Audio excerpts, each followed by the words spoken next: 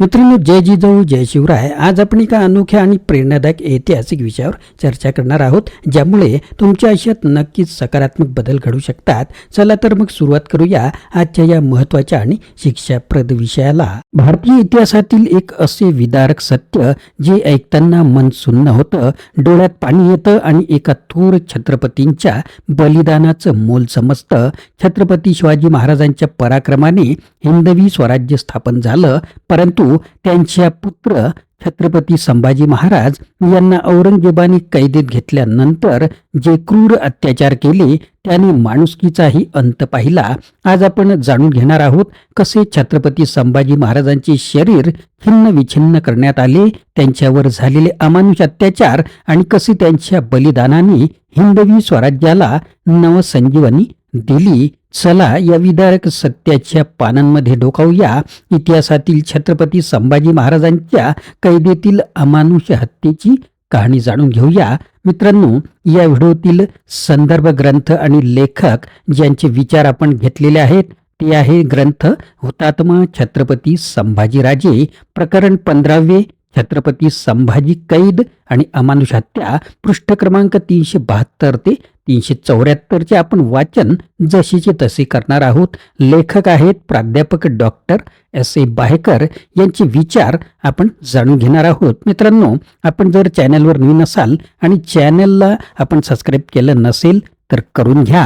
हिंदवी स्वराज्य नष्ट करण्यासाठी औरंगजेबाने या अवघ्या 31 वर्षे 10 महिन्याच्या छत्रपतीला हाल हाल करून त्याची अमानुष हत्या केली आणि त्याच्या शरीराचे तुकडे तुकडे करून इतरत्र फेकून दिले. याचा लोकमानसावर परिणाम होऊन संपूर्ण महाराष्ट्र पेटून उठला. त्यामुळे औरंगजेबाची मराठ्यांचे राज्य नष्ट करण्याची महत्वाकांक्षा सफल होऊ शकली नाही. हे विदारक सत्य आहे. इतिहास ग्रंथात औरंगजेबाचा मुक्काम कोरेगाव अथवा तुळापूर येथे होता असे सांगितले जावे, परंतु परिस्थिती आणि वस्तुस्थिती तशी नाही. औरंगजेबाचा खासा डेरा तुळापूर संगमाच्या उत्तरेकडील 2 नद्यांच्या मध्यावरील मैदानात होता आणि छावणी तुळापुराच्या पूर्वेस नदीपलीकडील भागात थेट कोरेगावपर्यंत पसरलेली होती. यात आपटे आणि वडूखुर्द ही 2 गावे येतात. अर्थात तुळापूरच्या हद्दीच्या नदी किनाऱ्याशी त्याचा संबंध येत नाही. संभाजीराजांना वढूस ठार मारल्याचा उल्लेख 14 जानेवारी 1719च्या धनकवडीच्या कुलकर्ण्यांच्या कागदपत्रात आला आहे. तो असा: बादशहाने वढू कोरेगावी येऊन मुक्काम केला. तेथून लष्कर पाठवून शिवाजीराजे पाहिलेच गेले होते. त्याचा लेख संभाजीराजे धरून आणला, वढू कोरेगावात मारिला. मग त्याचा लेख राजा व बायका आपल्या जाळीत ठेवली. संभाजीराजांचे वृंदावन वढूस बांधले असल्याचा प्रत्यक्ष पुरावा पेशवे दप्तरात सापडतो. संभाजीराजांची हत्या वढूलाच बांधले असल्याचा प्रत्यक्ष पुरावा पेशवे दप्तरात सापडतो. तर संभाजीराजांची हत्या वढूलाच केली आणि त्यांच्या शरीराचे छिन्न विछिन्न देह अथवा संभाजीराजांच्या देहाचे तुकडे वढू बुद्रुकात फेकण्यात आले. संभाजीराजांचे वृंदावन वढूलाच बांधले. त्या संबंधी दाखला मिळतो. पहिला कागद 18 जानेवारी 1715चा आहे. तो असा की राजमंडळ वृंदावन महाराज राजश्री कैलासवासी संभाजीराजे स्वामी दर मागा मौजे वढू ता पाबळ प्रांत जुन्नर भिकाराम गोसावी व वासुदेव भट बिन श्याम भट धर्माधिकारीनी वृंदापनाचे शुश्रू बेधक देखविले आहेत. नैद्य व नंदादीप व धूप बाग करावयास व तुळशी लावण्यास व अन्न छत्राबद्दल इनाम जमीन छत्र मोहरम सन खमस अशर मौजे मजकुरापैकी इनाम जमीन नूतन 85 बागायत जमीन 810 वहीत जमीन संत सौतुक वृंदावन नजीक आहे. त्यापैकी 15 पगड जमीन 3 प्रतीची एक आसामी जमीन घातली आहे. दुसरा पेशवे दप्तरातील कागद दिनांक 19/5/1723च्या कागदपत्रावरून गोविंद दगाजी मंगजी ही तीर्थरूप राजश्री कैलासवासी वृंदावन मौजे व तर्फ पाबळच्या राहण्यात आहे. तेथेही राहून वृंदावनाची सेवा करतात. याच निमित्त स्वामी यांनी कृपाळ होऊन मौजे वढू तर्फ पाबळ येथील खालसा पडजमीन पैकी अबल दुमसिम ची प्रतीची जमीन बिघी कुलबाब कुलकानू इनाम दिली. याला शाहूच्या रोज निशीच्या एका पत्राचा दुजरा मिळतो. 30 जानेवारी 1633चा हा कागद वाड आणि पारनीस यांनी तो आपल्या रोजनिशीत छापला आहे. त्यातील मजकूर असा की सलास सलातीन मया व अलफ साबान 24 राजश्री श्री कैलासवासी स्वामी यांचे वृंदावन मौजे वढूतर्फे पाबळ प्रांत जुन्नर येथे आहे. तेथे वृंदावन समय झाडलोट सेवा गोविंद गोपाळ दगोजी मंगोजी करतात. याचे योगक्षेमाबद्दल मौजे वढू तर्फे पाबळपैकी इनाम पडजमीन 6 मजकूर बिघे 85. वरील कागदपत्रावरून संभाजी महाराजांचा देह छिन्न विछिन्न होऊन वढू येथेच पडलेला होता. त्यानंतर येसुबाईंनीच त्या जागेवर नजरकैदेत असताना वृंदावन बांधले आणि त्या वृंदावनाच्या व्यवस्थेच्या खर्चासाठी काही जमीन इनाम लावून दिली.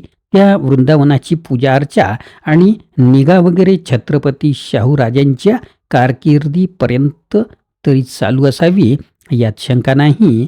येसुबाई आणि शाहू यांनी संभाजी महाराजांच्या वृंदावनाची व्यवस्था लावून देऊन त्यांच्या धैर्याची, शौर्याची आणि स्वाभिमानाची स्मृती जागृत ठेवण्याची काळजी घेतली. आज या वृंदावनावर तेथील गावकऱ्यांनी एक सुंदर मेघ उंबरी बांधलेली आहे. त्याच्या भोवती बाग असून मोठे कुंपण घातलेले आहे. तेथे दरवर्षी प्रतिवर्षी गावकरी आणि जिल्हा परिषद फाल्गुनी अमावस्येला मोठ्या उत्साहाने छत्रपती संभाजीराजांची स्मृती म्हणून मोठ्या उत्साहाने साजरी करतात. संभाजीराजांच्या वृंदावनाजवळ कवी कलश यांचे वृंदावन आहे. 11 मार्च 1689 रोजी संभाजी राजांची अत्यंत क्रूरपणे आणि अमानुषपणे वढू येथे हत्या करण्यात आली. संभाजीराजांच्या हुतात्म्याने महाराष्ट्रात प्रचंड शक्ती निर्माण झाली. संभाजीराजांच्या मृत्यूनंतर 18 वर्षापर्यंत मराठ्यांनी मोगलांशी झुंज दिली. औरंगजेबाची स्वप्ने धुळीस मिळवली. अत्यंत धाडसी, शूर, स्वाभिमानी, कधीच कच न खाणारा आणि शेवटच्या क्षणापर्यंत आपली मान ताठ ठेवणारा बाणेदार हा मराठ्यांचा लाडका राजा छत्रपती संभाजी हा राष्ट्राचे दैवत बनावा यात काहीच आश्चर्य नाही. त्यांच्या कार्य आणि कर्तृत्वातून मानवजातीला सदैव प्रेरणाच मिळणार यात शंका नाही. संभाजीराजांच्या स्मृतीस आमचा मानाचा मुजरा, अशा प्रकारच्या शब्दात लेखकांनी ही माहिती दिलेली आहे. छत्रपती संभाजी महाराजांच्या बलिदानाने इतिहासात हिंदवी स्वराज्याचे सुवर्णाक्षरांनी लिहिलेले पान अजरामर झाले आहे. औरंगजेबाच्या अमानुषतेचा प्रतिकार करत संभाजीराजांनी मरण पत्करले, पण हिंदवी स्वराज्याच्या नीती आणि मूल्यांना तडा जाऊ दिला नाही. त्यांचे बलिदान आजही प्रत्येक भारतीयांच्या हृदयात जिवंत आहे. राष्ट्राच्या स्वाभिमानाची प्रेरणा आहे. या क्रूर इतिहासाने आम्हाला हे शिकवले की स्वातंत्र्य आणि आत्मसन्मान टिकवण्यासाठी बलिदान करावे लागते, पण खरे शौर्य हे कधीच विसरले जात नाही. आजच्या पिढीने संभाजी महाराजांच्या शौर्याची आणि बलिदानाची शिकवण आत्मसात करायला हवी, कारण त्यांच्या रक्ताने या मातीत स्वाभिमानाची फुले उमलवली आहेत. चला संभाजी महाराजांच्या बलिदानाला वंदन करूया आणि त्यांच्या विचारांना आपल्या जीवनाचा भाग बनवूया. मित्रांनो, आशा आहे की तुम्हाला हा व्हिडिओ आवडला असेल. कृपया लाईक करा, शेअर करा आणि तुमच्या मित्रांसोबतही हा व्हिडिओ शेअर करा. चॅनलला सबस्क्राईब करा आणि आमच्यासोबत या शिक्षणाच्या प्रवासात सामील व्हा. जय जिजाऊ, जय शिवराज, जय महाराष्ट्र. Video legal disclaimer. या व्हिडिओमध्ये व्यक्त केलेली माहिती, विचार आणि मते ही संपूर्णपणे लेखक, पुस्तक किंवा इतर संदर्भित व्यक्तींची मते आहेत आणि ती कोणत्याही प्रकारे मालक, निर्माता किंवा यूट्यूब चॅनलच्या विचारांशी संबंधित नसू शकतात. या व्हिडिओचा उद्देश केवळ शैक्षणिक आणि ऐतिहासिक माहितीपूर्ण स्वरूपाचा आहे. कोणत्याही प्रकारची चुकीची माहिती दिली असल्यास ती जबाबदारी सदर लेखकांची आहे. कोणालाही दुखवण्याचा आमचा हेतू नाही. आमचे यूट्यूब चॅनल किंवा व्हिडिओ निर्मात्यावर कोणत्याही विचारांबद्दलची कायदेशीर जबाबदारी येत नाही. पुस्तकातील विचार आणि संदर्भ यावर कोणतेही हक्क आम्ही दावा करत नाही. मित्रांनो, आपण कमेंट किंवा कोणतीही प्रक्रिया करताना याचा विचार करावा.